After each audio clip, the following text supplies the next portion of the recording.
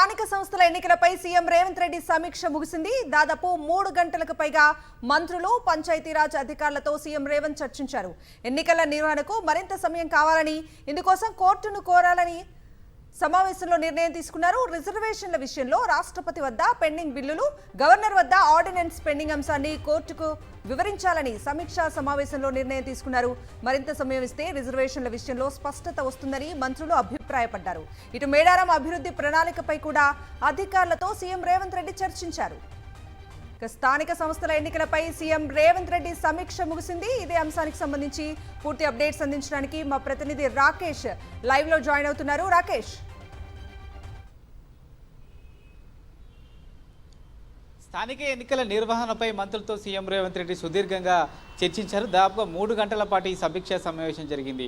ఎన్నికల నిర్వహణ విషయంలో ఎలాంటి జాగ్రత్తలు తీసుకోవాలనే దానిపైన కూడా ఈ సమావేశంలో చర్చ జరిగినట్టు సమాచారం. ముఖ్యంగా ఈ నెల 30 లోపు స్థానిక ఎన్నికల నిర్వహణ పూర్తి చేయాలంటూ కూడా గతంలో హైకోర్టు తీర్పు ఇచ్చింది. అయితే కేవలం ఇంకా 10 రోజులు మాత్రమే మిగిలి ఉన్న నేపథ్యంలో ఈ 10 రోజులలో స్థానిక ఎన్నికలు నిర్వహించడం సాధ్యం కాదు.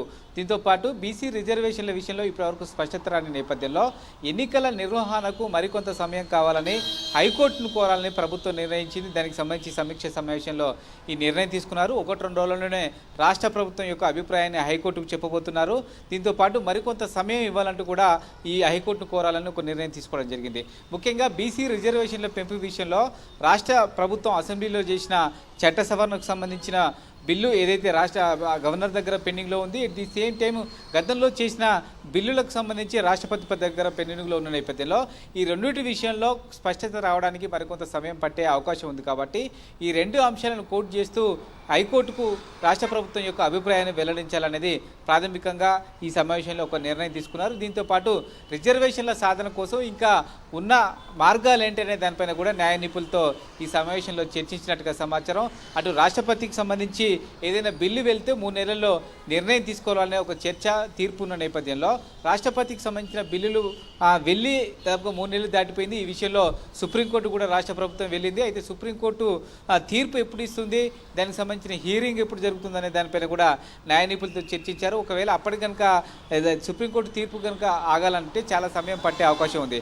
ఆలోపు ఎన్నికల నిర్వహణ చేయకపోతే కేంద్రం నుంచి రావాల్సిన నిధులు రావాలి. కాబట్టి దీని విషయంలో ఎలాలు వేలాలి, నిధుల సర్దుబాటు ఏ విధంగా చేసుకోవాలని దానిపైన కూడా మంత్రులతో సీఎం చర్చించినట్టుగా సమాచారం.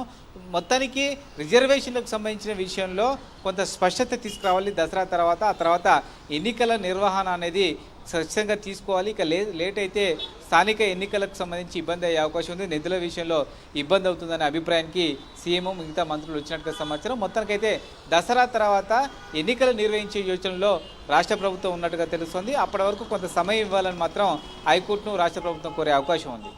Right Rakesh, thank you.